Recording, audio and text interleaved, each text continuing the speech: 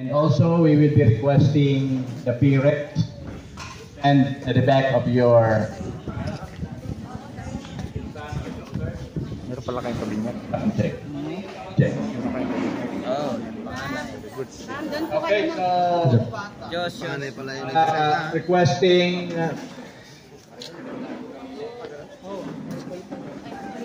requesting the parents or guardian or the spiritual guardian. If your parents are not around, maybe a faculty member can probably stand at the back who will serve as your spiritual guardian. Okay, so Pastor Joshua, please let's have the roll call, and then the parents situate that they're around to show their support to their son or to their daughter. Okay, so yung po mga parents po na andyan or guardians, or maybe you are the lola or the lolo or the auntie or the uncle, so maybe you can join us here and kindly stand at the back of your son or your daughter. So paki-roll call muna po. Okay, wari ko ito na po lahat. Erin, si Bryce, Anna, Alexandra, Mr. Castro, si Netanel, Netan, Edward, Kit Daniel, Cassie, si si Wayne, Jaden, si Jaden. Okay? Meron tayong nine young people who have decided to commit their lives to the Lord. So we have a few instructions sa ating po mga parents. Thank you for coming and supporting your children. We are rejoicing with you in this, in the decision that your children have made today. Okay, so we have a few instructions before we proceed to the waters of baptism. So, Pastor, please.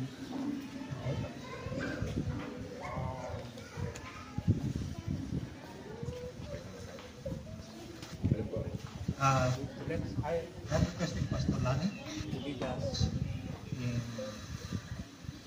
prayer as we begin this ceremony of baptism. So before we give short instructions and before we proceed to the swimming pool for the baptism, let's invite God's presence to a short prayer. Our loving Father in heaven, thank you so much that in this place we can have the sacred rite of baptism for these 9 precious young people. Lord, we thank you because it is you through the Holy Spirit who is working in the life and in the hearts of these 9 young people. And we also thank you because the parents, the guardians are with them, and they are very much supportive. They're very much willing, dear God, to guide their son or their daughter in their spiritual journey. As we have first this important instruction to be given to the baptismal candidates, be with us, Holy Spirit.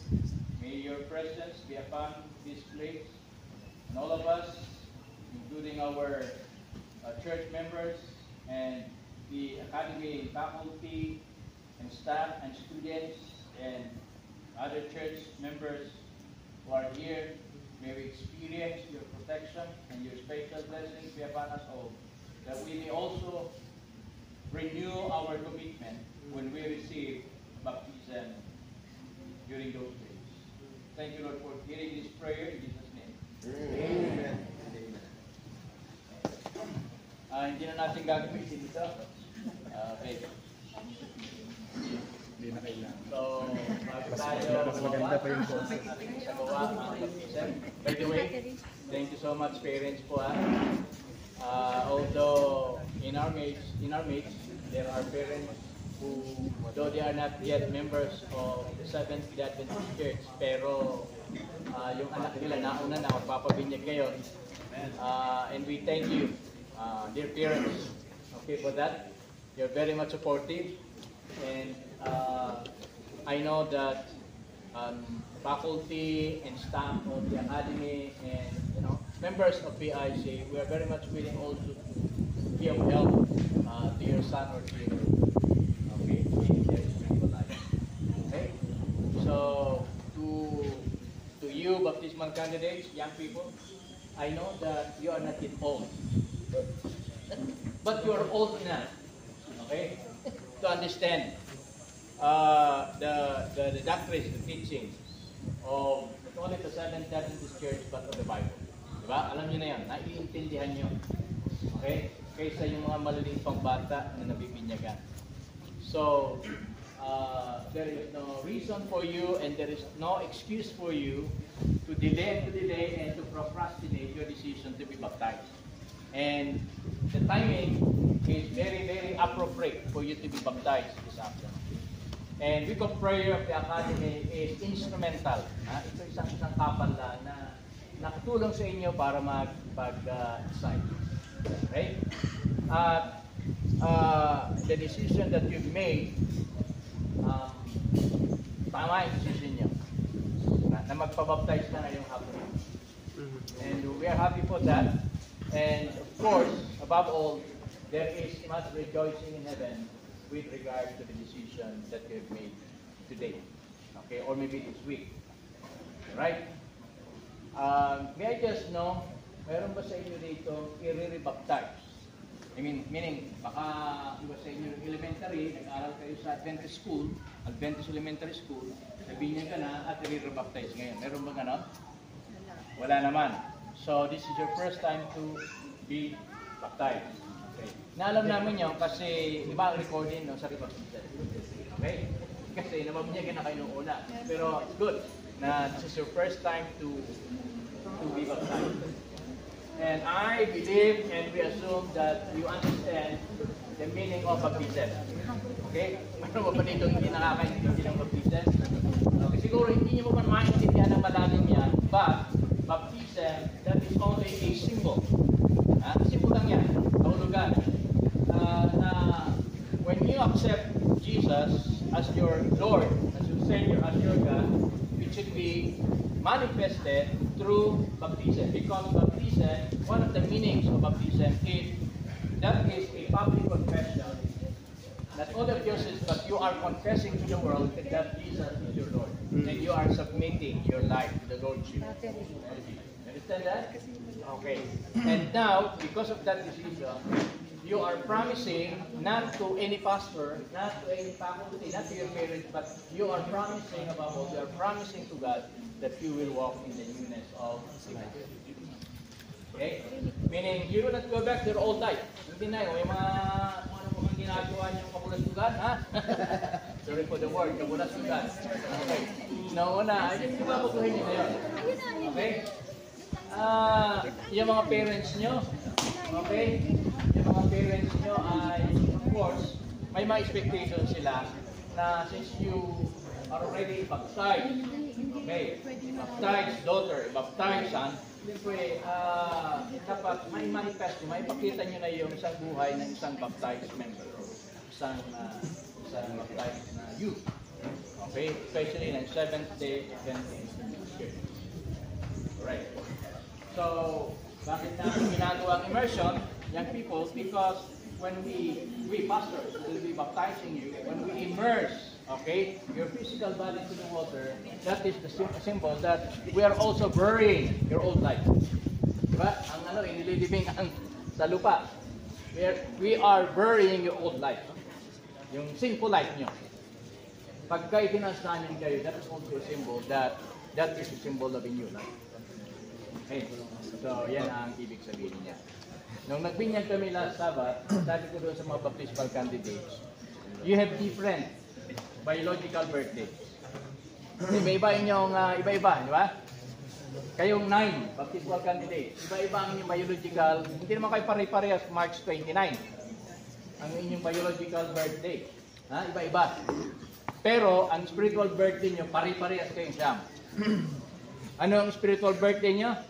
March 29, 2025. Pari-parehas.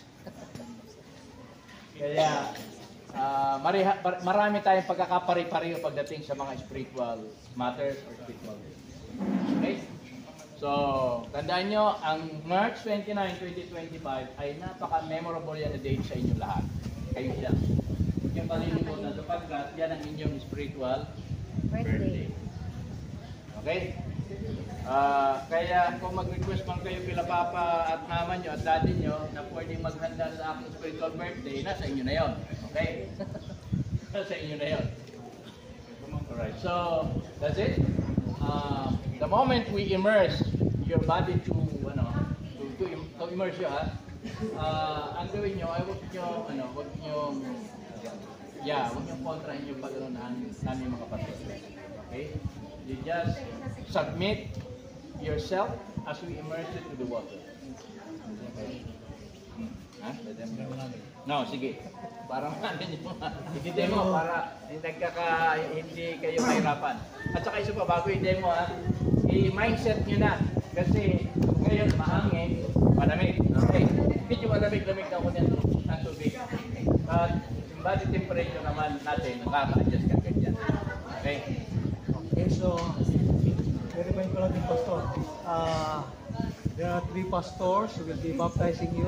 Pastor Lani, and the head pastor of PIC, Pastor Ben, the associate pastor of PIC, and then Pastor Joshua, the chaplain of AUP Academy. So, one of us will be baptizing you.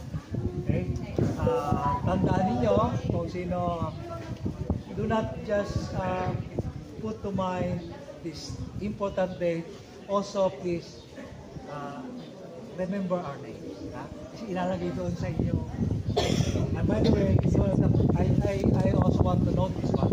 I was baptized when I was 6 years old. October 1976. So you can count how old I am now. 1976. And from that time on, up to this very moment, I haven't seen the pastor who baptized me.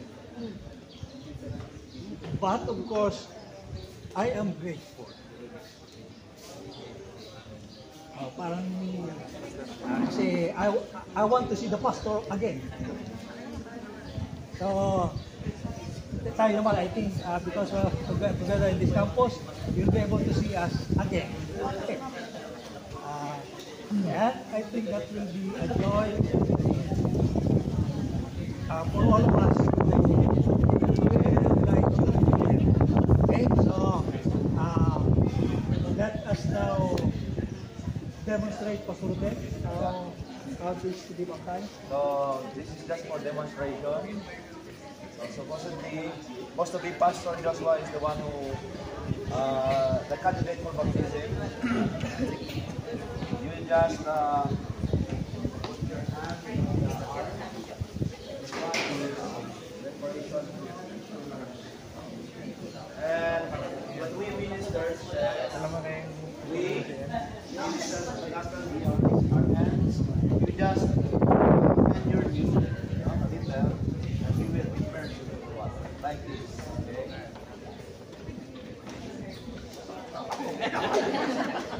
All right. Just like that. Huh? So, wag nyo italaban yung katawan niyo. Okay, so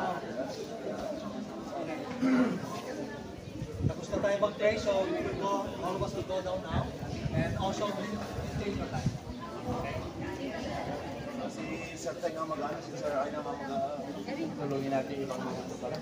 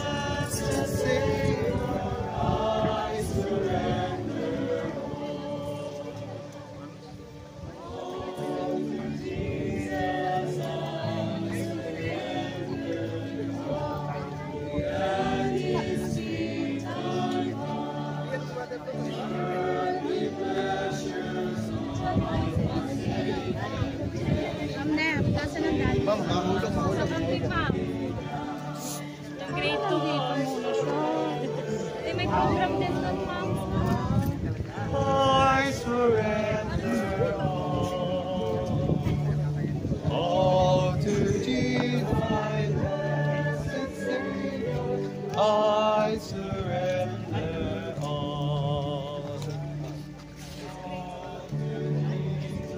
Saan na kayo?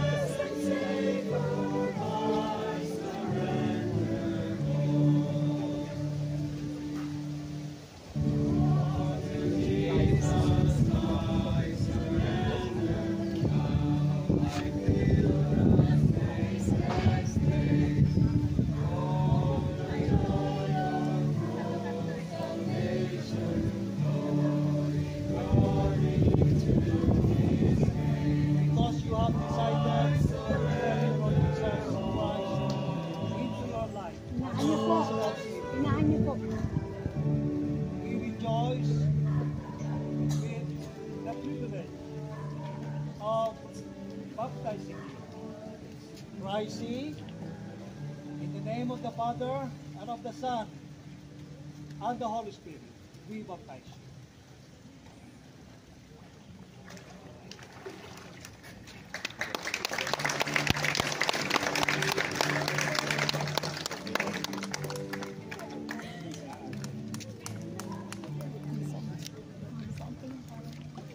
Sige po. Ako na lang po mag-picture.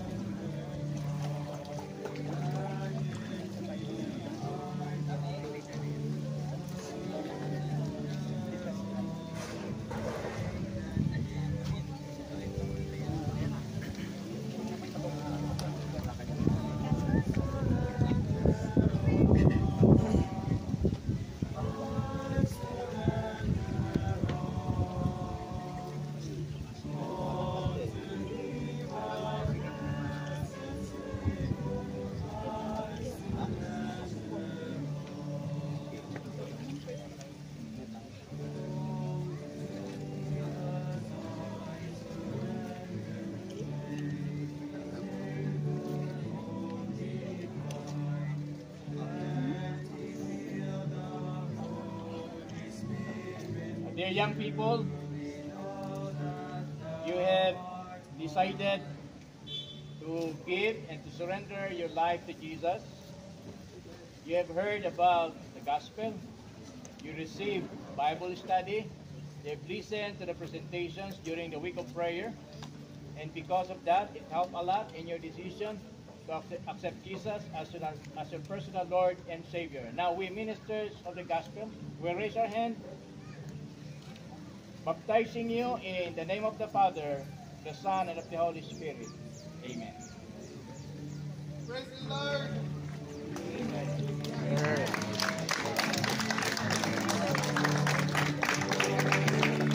Tawel po niya, ma'am.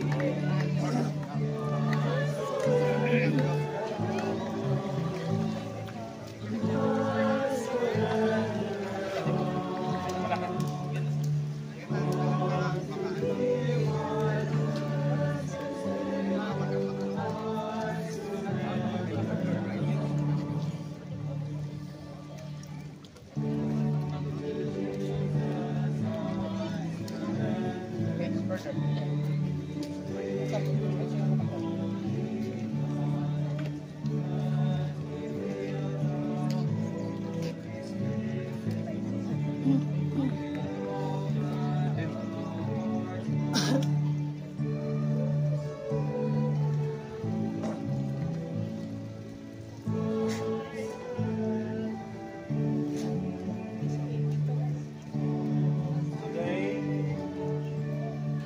we believe that there is a rejoicing in heaven because of these young people who are ready to walk in the newness of life through accepting you, Jesus, as Lord and Savior of their life.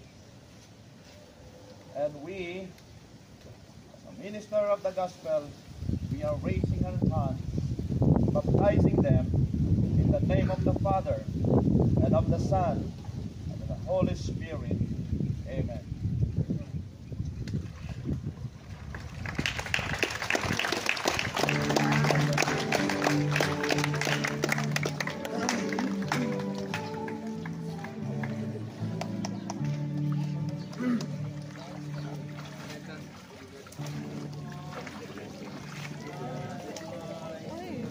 Bang awit mo na. Happy day.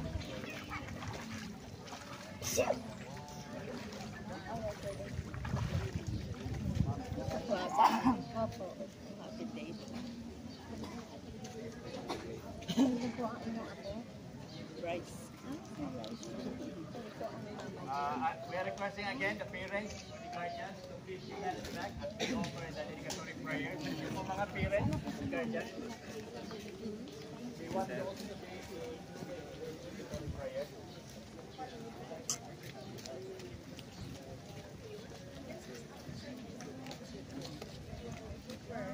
Okay.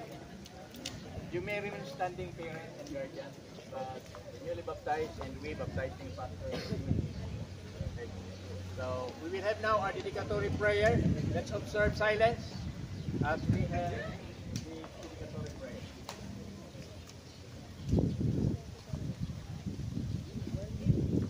Father God, this afternoon we know and we believe that there is rejoicing in heaven for these 9 young people who have decided to give their lives to you and accepted you as their personal Lord and Savior.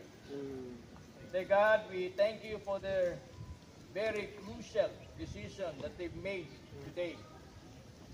Thank you, Lord, because it's you who have helped them out in their decision and through the guidance of the parents and guardians. They decided, dear Lord, to accept the sacred baptism this afternoon. Oh Lord, they know that they've understood your teachings written in the Bible. They've heard messages. They know about the gospel through the sharings made by the faculty and staff, or probably by their classmates, or by their parents, by their guardians. And it leads the way that they'll accept and that they were able to make that decision to receive this baptism this afternoon. The Lord, I know that still their propensities and their weaknesses, they God, are still in them. But you have promised that your grace is sufficient for all of us. And may these newly baptized young people will understand that through your sufficient grace, they can walk in the newness of life, and they will have that determination and that resolution to abandon that sinful and old life. The Lord, I pray that may you give that courage, the strength, the wisdom, and discernment that they need.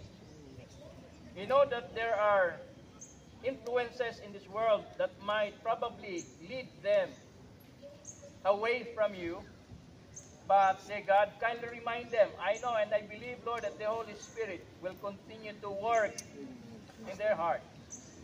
Bless them, Lord, and help them. I'm also praying that may you bless their parents and guardians who are here. Or maybe one of the parents is not here, but Lord, we believe that their support is to their children who were baptized this afternoon. Help them also, dear God, that they will do their sacred responsibility to teach the children and to impart to them those godly instructions. Dear Lord, I would like also to pray that kindly write their names in the book of life, that they may have that inheritance and the promise that you have given, Lord, to each one of us. and that is eternal life and eternal home. May these young people, Lord, will be ready for the second coming of Jesus, and not only them, but the entire members of their respective family will be prepared for the second coming of Jesus, and they may have also the opportunity to help others so that others might be prepared also for the soon return of Jesus. Lord, kindly help them that they will become disciples also of others, that they may have the opportunity to share the gospel to other people, to their friends, maybe to their neighbors, and to their acquaintances or to other loved ones. O Holy Spirit, may you possess them. We can just imagine, Lord, how the Holy Spirit had descended to Jesus when he received that baptism in Jordan River. May that experience be upon to these kids, students or young people who were just baptized this afternoon. Lord, I pray that may you blot out all their sins and iniquities and wickedness that they have done in the past. Please forgive, O Lord, their sins, and please forgive their iniquities. And may you remind them, Lord, that they will be walking, and they should be walking in the newness of life from this time on. Thank you, Lord, for this opportunity that we can pray for these young people. Now we, ministers, we are raising our hand as a symbol, Lord, that we are especially seeking your special blessing for each one of them, Lord. Well as kindly bless their parents and guardians. Thank you for hearing this humble dedication, and thank you, Lord, for accepting our humble prayers, Lord, today. In Jesus' name. Amen. Okay, doon na kayo kaharap para sa mga congratulations. Mamaya na yung picture taking.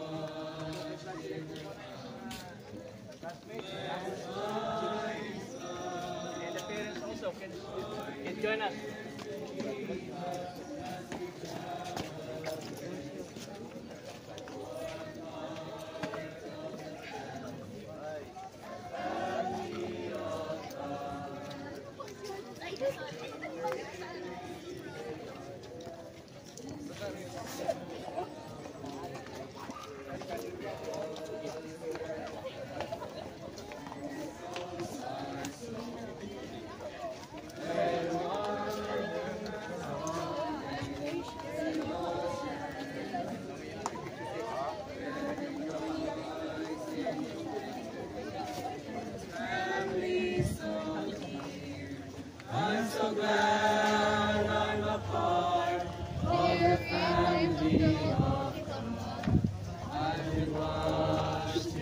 I'm making you feel guilty. Let's rise up, join ears with Jesus as we travel this road. For a part of the family of God.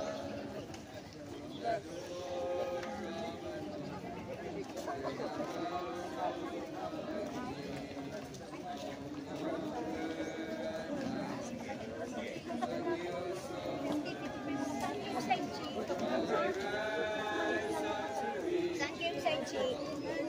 Sa hall. Okay, okay. Praise God, I belong. I'm so proud of my heart. All the family of God. I've been washed in the fountain. Blessed by His blood. Join in to Jesus as we travel His way. We're a part of the family of God. I'm so glad I'm a part of the family of God. I've been washed in the fountain, cleansed by His blood. Join in with Jesus as we travel His side. For a part of the family of God. For a part of the family of God. na po tayo. Ito po yung sequence na ating picture taking. Kami po muna ang mga baptizing ministers. Guys, sa po. Tapos po ay yung mga parents and guardians po. Mamaya na, matapos namin, tatlo.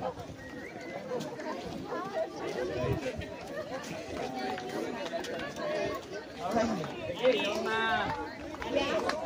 tayo na kayo ha. Dito lang sa upo kami. Para hindi ako kayo matakluban. Okay. Ito na ating official photographer.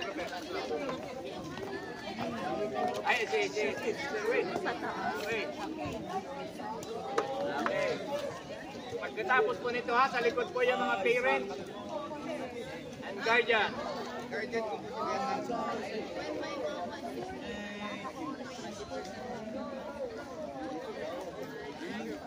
Okay. Ayan na po mga parents po. Parents po and guardian. Kayo ba? Yung sama pa lang. Okay. Sige, yun naman po mga parents. Alright, dito naman po yata kayo sa likod. Sige, mag-depend po itong mga anak nyo.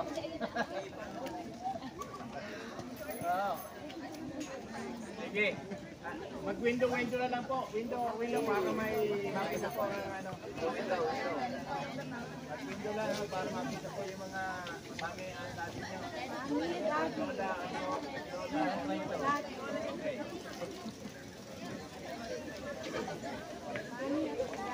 Sige, pagkatapos po nito, yung po mga faculty staff.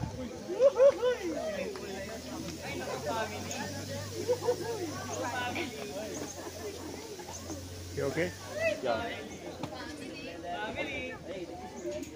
Ano yan, official? Taas. 1, 2, 3. Okay na. Okay. Excuse po muna natin po yung mga parents and guardians. Yung mga faculty and staff naman po sa likod. Kasi mag-overcrowded tayo po sa likod. And of course, the principal, the assistant principal, nandiyan eh. Tasan si... Wala, di ba? Diyan kasi may bandar yan. Yung mga faculty and staff po, window lang po ulit para makita. Faculty and staff. Academy, faculty and staff. Para separate kasi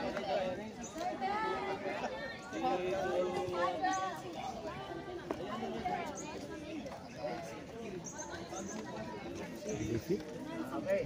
Ay, patuloy, balik ka rito.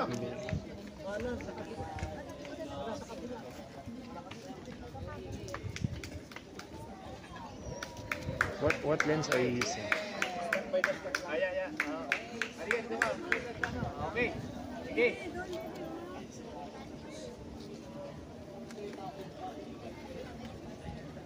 One, two, three. Okay na. Okay na. O sige, yan naman yung mga students naman, academy students. Sige.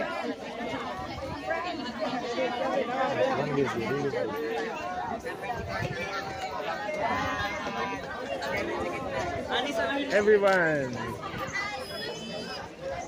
Tatalo na ako.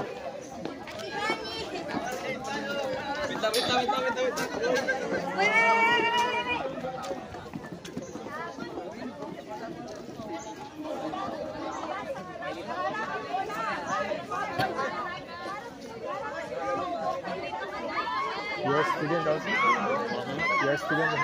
No.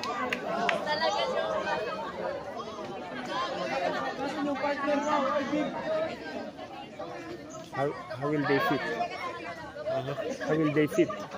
Fit? Yeah, how will they fit inside? I don't. They fit? No fit. Saan ba titingin? Dami. Okay na? Ayun na, kay kuya. Okay. 1, 2, 3. One more. 1, 2, 3. Okay na? Ay, mga speaker na ilan pa lang nito.